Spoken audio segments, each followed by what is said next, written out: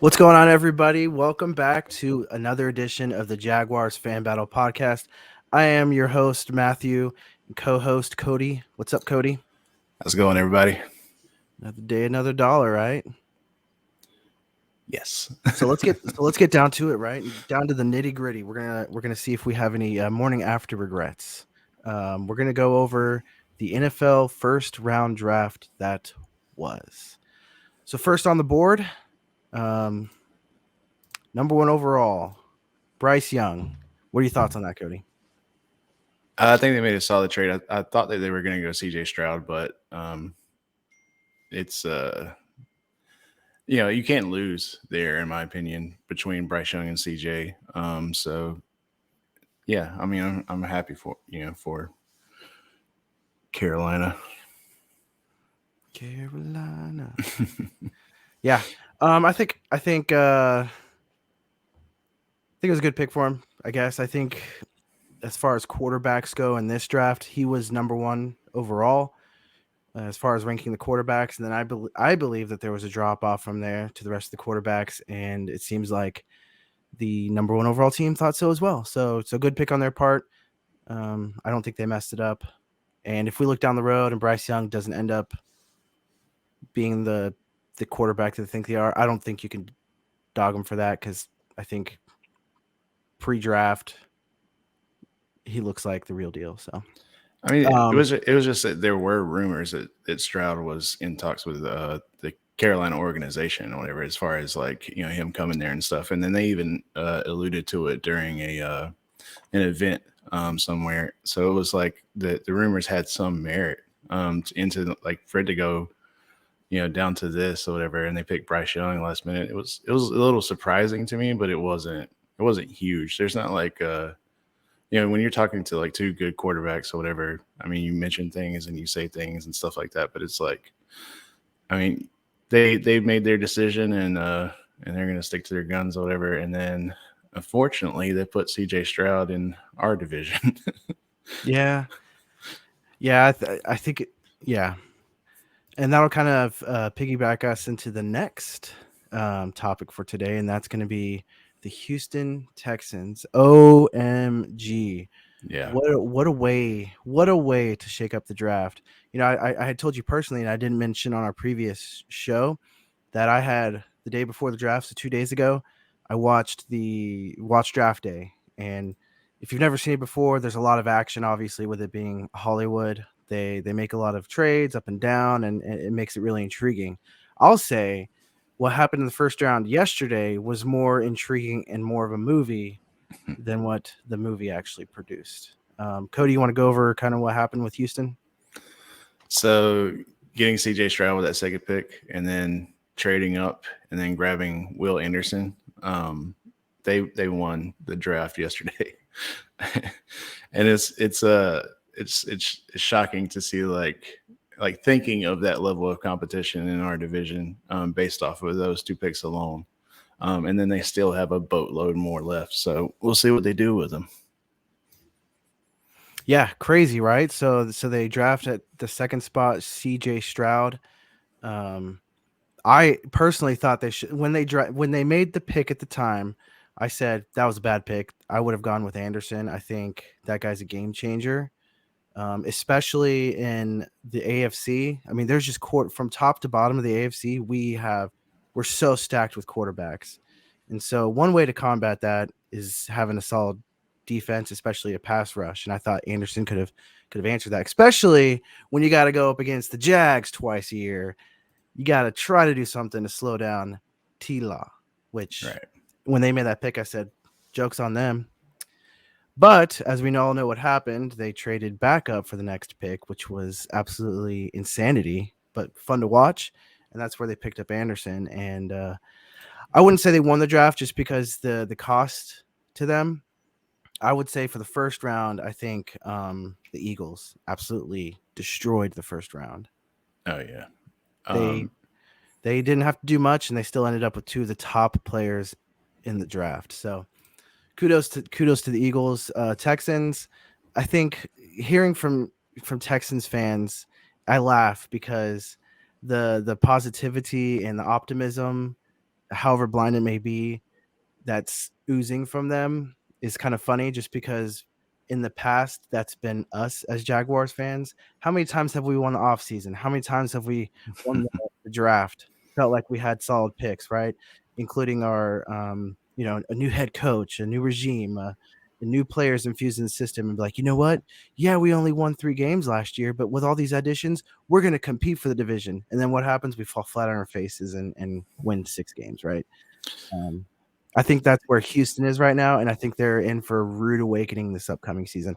Yes, I think they got some solid pieces and some foundation pieces that they can build off of, but they're not going to win as many games as I think. A lot of them are saying eight is the minimum. I think they're still a 4 to 6 win team.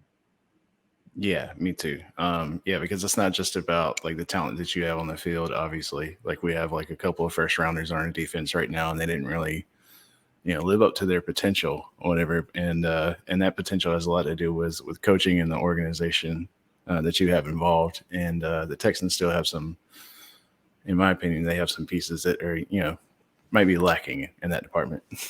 Yeah, like especially wide receiver. I think they Yeah. are severely lacking a wide receiver. But we'll see.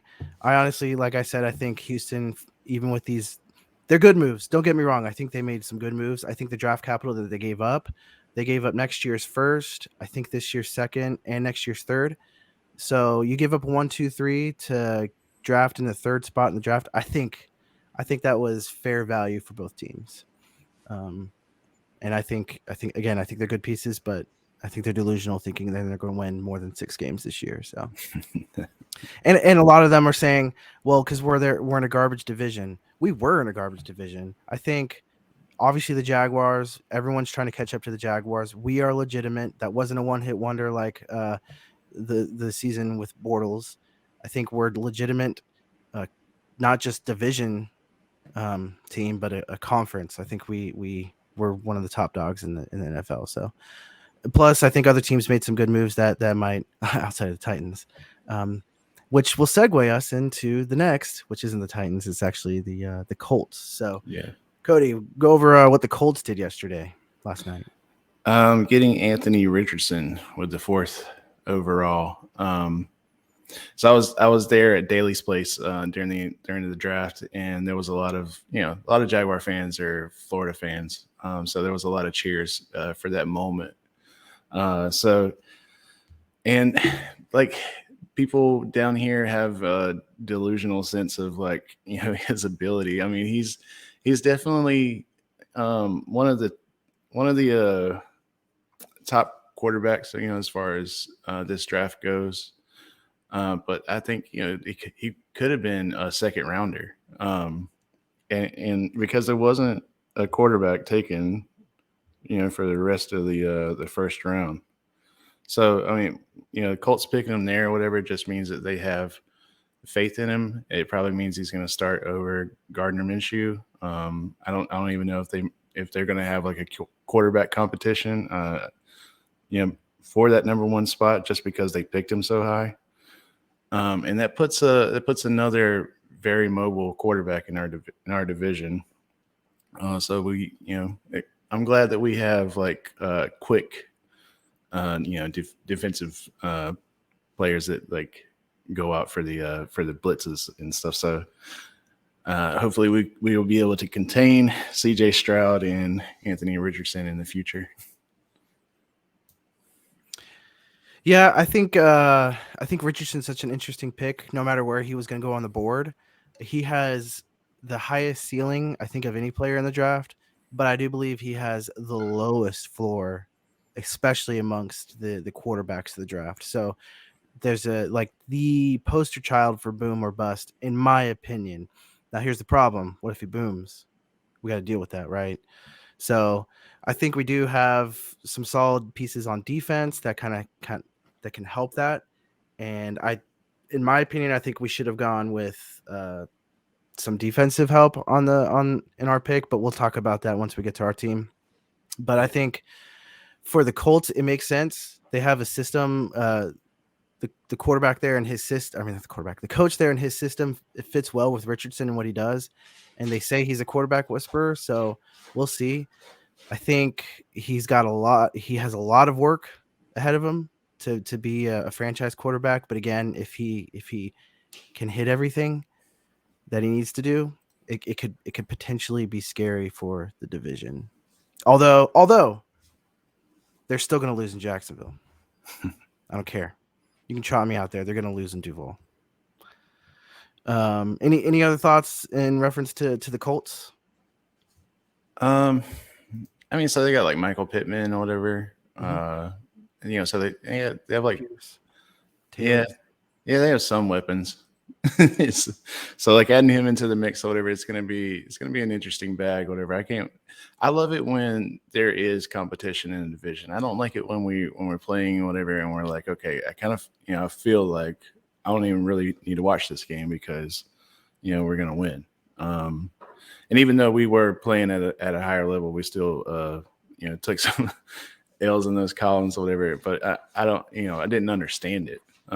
We were the better team. But now it's going to bring out that question. It's like, okay, now it's exciting. Now it's fun to watch, and that's what makes our division so fun right now, especially with these new quarterbacks. I agree. In the NFL, I do agree. I within the division, I'd love to see more competition. When it comes to college football, and we talked about this before, especially when it comes to the Gators. I think the Gators, if they come limping in 0-9 when they play the Noles, that's the way I want to see it. I don't want to see the Gators being 9-0 and we ruin their season. No, I want their season to be ruined from the first step they take on the field at the beginning of the season. I hate the Gators though. That's another day for another time. Another topic for another day. Yeah, the Colts. I think the Colts, in my opinion, with this pick and with what they have on their team already, I think they move up into that second spot within the division. As far as who, if we were to rank the division, I think it goes Jaguars, massive drop off, then the Colts, and Houston Texans and Tennessee kind of fighting for that third and fourth spot. I don't know. How would you put them after what they did yesterday? Yeah, I can see that. Yeah, I mean the Colts are, they have more of a completed team. Yeah, exactly. Yeah, sure. They have the pieces there already. Houston has so many pieces that they're missing. So right, are they heading in the right direction? I don't doubt that, but I think Indy is already made. It's so funny in my notes here. I hate the Titans so much. I forgot to add them. Oh man, they're the worst. So with the 11th pick of the NFL draft, they pick Peter Skoronski, offensive tackle out of Northwestern. I did minimal research on this guy. And what I looked up is that he doesn't short arms. Like he doesn't do a podcast, so I think they're going to be all right.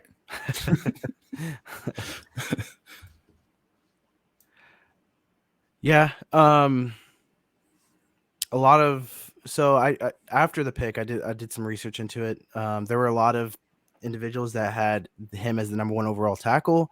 The biggest knock against him is his T-Rex arms. Apparently, that's a knock on him, but we'll see. I thought they would for sure go with quarterback. So what does this mean? Are they rolling with Tannehill or are they rolling with I wanted to say Will Levis, which I guess they still can technically today. They could draft him. But they're going to go with Malik Wills. Yeah. So I think, in my personal opinion, I think they roll with Wills. And I think that's just because if you give him the entire season to kind of showcase his talents and what he can do for the team. And if he does well, hooray. If he does bad, they draft high again for a better quarterback class next year. That's just my thoughts. Which I know is probably a tough pill to swallow for their coach, their head coach, who wants to compete in and out every single game and every play. And I think that's partly what makes him such a great coach. But I think this is, if I were them, this is who I would. That would be my game plan, unless of course they draft a quarterback in the second round today. So there are a lot of Titans fans that are also Tennessee Volunteer fans, and Tennessee Volunteer fans would love to see Hendon Hooker there. Um, and he's available in this, he's available. He's still on the board, and there's not too many more teams with quarterback needs. So there is a chance. I said Willis. I'm sorry, it's Willis. Malik Willis. Yeah. I thought you were just giving him a nickname. I didn't know you really thought his last name was Wills. No, that was my bad. Okay. I'll own it. Okay, so any other thoughts on the Titans? No. I mean, here's the thing. Will Levis is still on the board. He do love him some mayonnaise.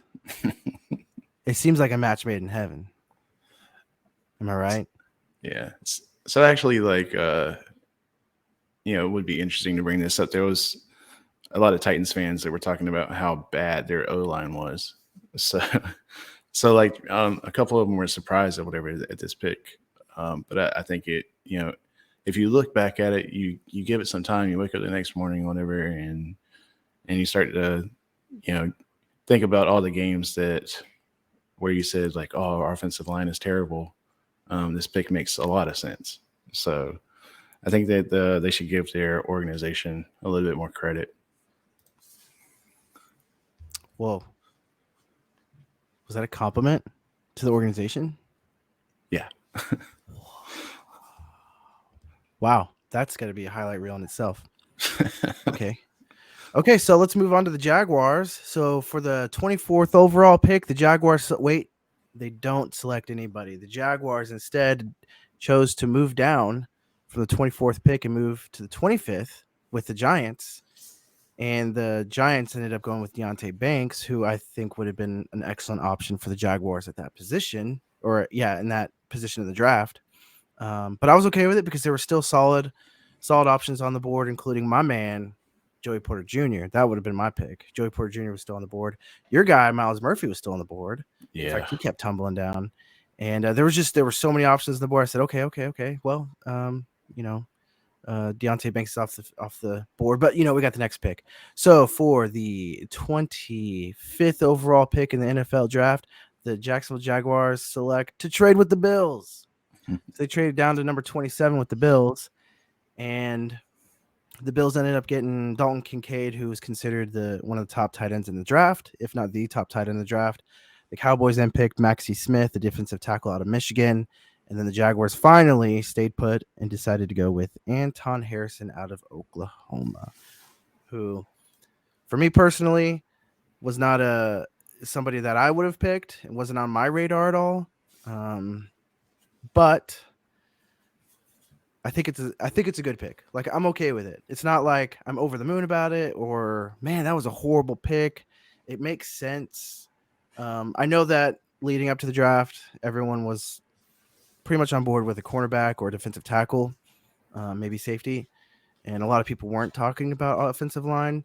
And then that news came out about Cam Robinson, of course. But the Jaguars organization knew about Cam Robinson a long time ago. That wasn't news to them. That was just news to us in the general public. So the Jaguars, that hadn't changed their board at all because their board was already made with knowing that in mind.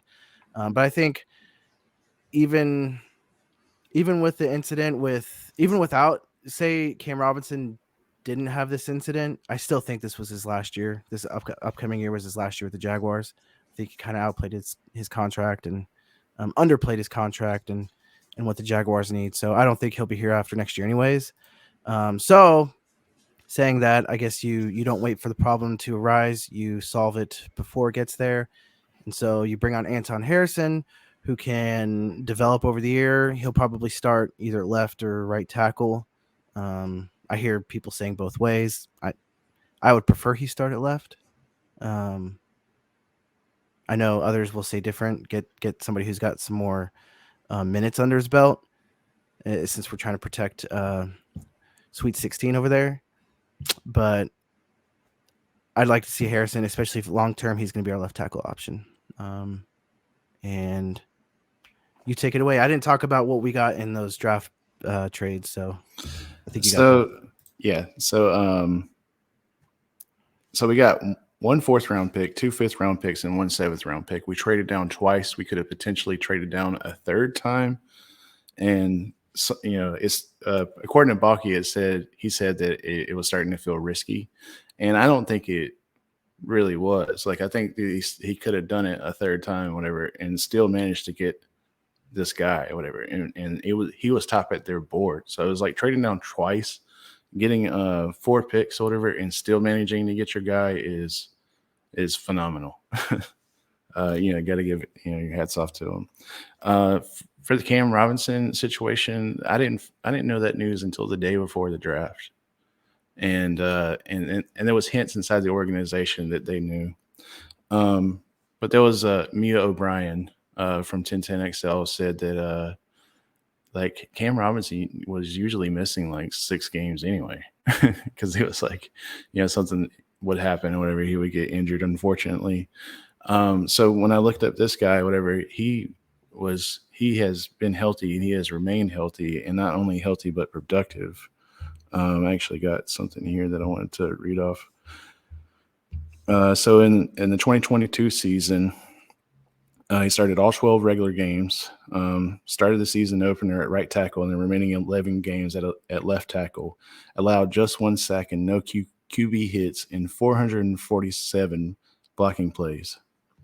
Like, this guy is really good, and exactly what we needed in our dire moment of need. So trading down twice, getting all those conventional picks or whatever, because what did we talk about? We said that we needed depth on this team, and that is going to bring that depth and fill our need at the same time. So this was, after sleeping on it and doing some more research, whatever, this was an amazing pick in my opinion. So you're saying amazing pick, not just a good pick, but you think it's an amazing pick. Okay. Yeah. I'm, like I said, I was okay with it last night, and I'm more okay with it today. I'm not mad. Like, if we had to redraft, well, let's not go there. If we had to redraft, I probably would have picked Joey Porter Jr. still, but I get it. Like I said, you don't solve the problem once it gets here. You try to get out in front of it, and this is going to be Cam Robinson's last year regardless. He has a cap hit of $22 million in 2024, and if they release him, they'll save $18 million against the cap. So, and why is that important? Well, A, because I don't think he's worth the $22 million, but B, we're getting pretty close to having to re-up Sweet 16 over there and a couple other players. So I like the moves that they're making, as they're getting out in front of them versus reacting to them. And I think even though we're making these changes, I don't think we're losing talent and getting worse. I think we're still getting better, which is the point, right? Each year, over and over each year, you try to get better and better. Look at the Eagles. They're a prime example. They lost a lot of players this offseason, but they've also picked up some really good players, not only in the draft, but also in free agency. So, yeah, welcome. Sorry. We had this big issue in the Jags organization with not only drafting talent, but keeping talent. And and things are changing, and you could tell. And we're right in the middle of brand new territory for us, at least. So yeah, they're making moves now with capital and with players that they want to keep, and then players that they want to re-sign. And we're seeing that the effects of that currently. So when it comes down to it actually happening or whatever, welcome back to Jacksonville, and that's going to be fun to say. All right. So, with that being in the books, Harrison is a Jacksonville Jaguar. Welcome to the team. You're welcome. And we'll move on to the second round. And going into the second round today, day 2, it's going to be rounds 2 and 3, which we have one in each currently. But we have total 11 overall picks between the second and the final round. Again, with just one each in the second and the third. We still have some major needs at cornerback and defensive tackle. Where do you think they go? Okay, so let's kind of layer this out, right? Where do you want them to go, and then where do you think they'll go? And you can include trades because clearly that's on the board. So where I want and where I think is pretty much the same thing. Defensive back, cool. Defensive back, whatever that position, because it's that well is deep, whatever, but it's gonna run out, and it's gonna be in the second round. So if you don't get your guy there or whatever, then you're probably not gonna get him. So JPJ, Joey Porter Jr. is still there. Brian Branch is still there. You know, Cam Smith is still there. Keely Ringo is still there. And yeah, like I hope they make a decision. You know, that's I hope and I think that they're going to make that decision to get a defensive back. So that's okay. That's my thoughts. So on who it. do you think they get? Who do I think? So Brian Branch. I would say Brian Branch just because he's so versatile. Yeah. Strong safety out of Alabama. He could play you know, in the back, and then he could play it as a cornerback.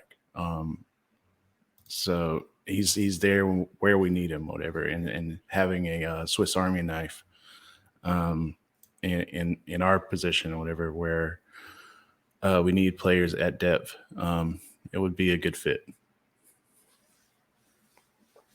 Okay, I concur. I think that the Jaguars will go cornerback. Like you said, there's still a lot of talent there at cornerback, but you said, like it's eventually the well's going to dry up eventually. Plus, do you want this guy up here, or do you want to wait to the guy that comes down here? So I think Joey Porter Jr. I think a lot of people are going to be scrambling for him and Brian Branch. Yeah, me too. The apple of my eye is Joey Porter Jr. I think if they make the move up from where they're at, which I hope they do in the second round. So I think in the second round they'll move up and they'll take some of the draft capital that they have acquired. They'll move up. And I think if they do that, they'll pick up Brian Branch because kind of like you said, he's that Swiss Army knife. He can do it all. Kind of fits what Trayvon Walker does, and a couple other players, right, that can kind of do a little bit of this, a little bit of that. For me, though, I would go Joey Porter Jr. I think he's a stud. I think he could be a difference maker on the defense. Not to say that Brian Branch can't, but kind of like what I've talked about before, I'd rather have a guy who's good at one thing versus like that's elite at one thing versus good at several things. So I'd go Joey Porter Jr. Not to say Brian Branch wouldn't be a good pick. I think Brian Branch would be an excellent pick. I think they're both luxury picks if we can get either of them. But I think, and I don't know if I heard this right, but I heard on the radio today that if they sit in the second round, they don't move up, there's a potential that they might get another offensive tackle. Who said that? Sorry to put you on the spot. Might be Mia O'Brien. Really? It wasn't somebody from Jaguars today. It was the show that goes after that. During the 2-minute drill in between. I may have heard it wrong, but they said they wouldn't be surprised if they went for offensive tackle again. So, there's been crazier things, I guess, right? I hope that doesn't happen. I feel like we got our guy. I feel like we they said it would be specific if a specific offensive tackle was there. The guy from Florida. Oh, you're talking about Osiris Torrance? Yeah. Okay. Yeah, because there's a bunch of Gator homers down here that just love that guy. Like, I think they're picking it solely off of that because it almost makes no sense. Well, he was ranked higher. Like most mock drafts had him go in the first round. I mean, I get it. I guess. I don't know. So I don't know. So second round, we both kind of concur. Cornerback, safety. So maybe somewhere along the line. So I'll see. I'm looking at a mock draft right now. They have the Jaguars staying put and getting Clark Phillips, cornerback out of Utah.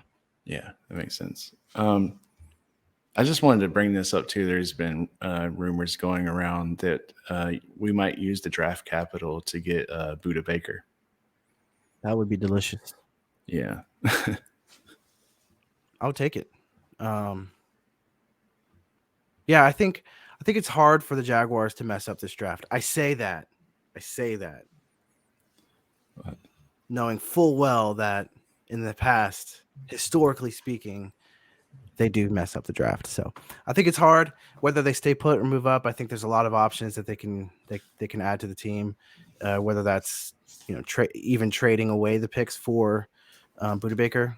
I mean, there's also talks, and somebody had talked about D-Hop, the trade that was going to happen yesterday between the Titans and the Cardinals was going to be, I think it was a second rounder for D-Hop.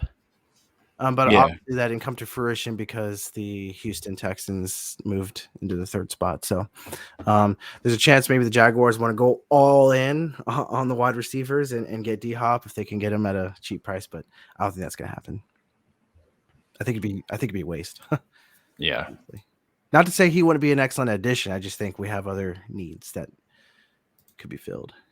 So, all right. So, any other thoughts about yesterday and today? I have a feeling that we're gonna nail it, and I hope that comes to fruition. Not an not another offensive lineman or whatever. I hope that we get like a position of need. Not saying that we don't need offensive lineman, like some impact player. Like I say cornerback and all that stuff, whatever, because I want, like, we're gonna have 2 young quarterbacks in this division or whatever, and I want them picks. Yeah. Yeah. So like I want some excitement or whatever, and I want this next pick to be exciting, and I hope it is. Yeah. Well, I think there's an arms race in the AFC right now, and I think the Colts and the Texans tried to throw their hat in the ring with their picks last night. And we'll see what the Titans do tonight if they potentially throw their hat in the ring in the arms race and pick a quarterback themselves. We've got Joey Burr, we got Justin Herbert, who they got added a solid wide receiver in their draft yesterday. Obviously, us Jaguars, they got Brett Favre 2.0 up at the Jets. So there's a lot of competition, and I feel like it just potentially got even tougher with the picks that our division rivals made. Dude, just sidebar real quick, the wide receiver room for the Seattle Seahawks, insane. Like Lockett, DK, and then they got Jigba. Yeah, they're all in with that West Virginia guy. Yeah, it's insane, dude. That's gonna be crazy to watch. It sucks that they have Geno Smith throwing to him. But, yeah, that's what I'm saying. Geno's not bad or whatever. But he's not. He's not like I don't know. They're giving him every opportunity to win. Like, yeah, and that's what exactly. And I think that's what that pick was. That pick was, we want to win, and we want to win now. They could have potentially gone quarterback. Kind of surprised they didn't, but it makes sense if that's what their direction is. So. There was a Tampa Bay quarterback that he has a Super Bowl. Like I forget his name, but nobody really expected him to have a Super Bowl. That could be like a Geno Smith type of scenario. Was it Josh Johnson? Yeah, it's like it was like a no name kind of thing. Okay, so I think that's it for us. Any last words, Cody? Where can we find you on the interwebs? So at Cody Cole Gaming, everywhere. everywhere where a kid can be a kid. You can find me at Matthew G Sports on Twitter. You can also find us at Jags Fan Battle on Twitter as well. Be on the lookout for tomorrow's reaction to today's festivities. Thanks for joining us, guys, and we'll see you next time. Deuces.